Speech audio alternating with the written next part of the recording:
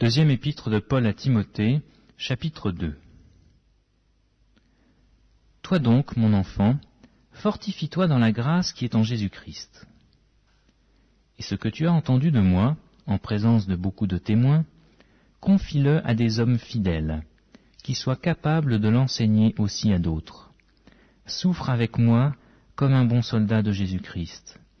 Il n'est pas de soldat qui s'embarrasse des affaires de la vie, s'il veut plaire à celui qui l'a enrôlé.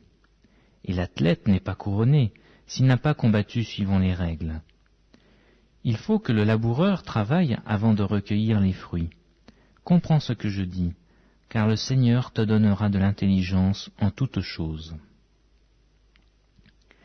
Souviens-toi de Jésus-Christ, issu de la postérité de David, ressuscité des morts selon mon évangile, pour lequel je souffre jusqu'à être lié comme un malfaiteur. Mais la parole de Dieu n'est pas liée. C'est pourquoi je supporte tout à cause des élus, afin que eux aussi obtiennent le salut qui est en Jésus-Christ avec la gloire éternelle.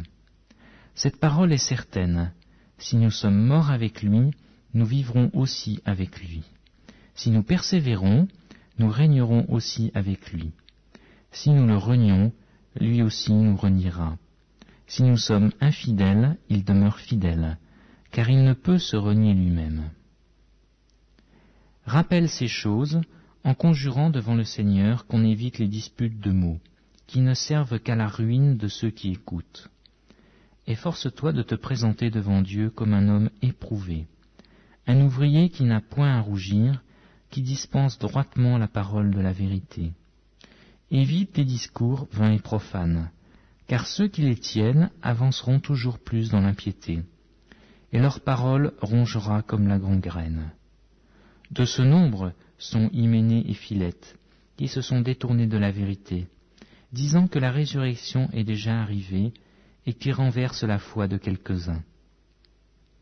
Néanmoins, le solide fondement de Dieu reste debout, avec des paroles qui lui servent de sceau. Le Seigneur connaît ceux qui lui appartiennent, et quiconque prononce le nom du Seigneur, qu'il s'éloigne de l'iniquité. Dans une grande maison, il n'y a pas seulement des vases d'or et d'argent, mais il y a aussi du bois et de terre. Les uns sont des vases d'honneur, et les autres sont d'un usage vil. Si donc quelqu'un se conserve pur, en s'abstenant de ces choses, il sera un vase d'honneur, sanctifié, utile à son maître, propre à toute bonne œuvre. Fuis les passions de la jeunesse, et recherche la justice, la foi, la charité, la paix, avec ceux qui invoquent le Seigneur d'un cœur pur. Repousse les discussions folles et inutiles, sachant qu'elles font naître des querelles. Or il ne faut pas qu'un serviteur du Seigneur ait des querelles. Il doit au contraire avoir de la condescendance pour tous, être propre à enseigner, doué de patience.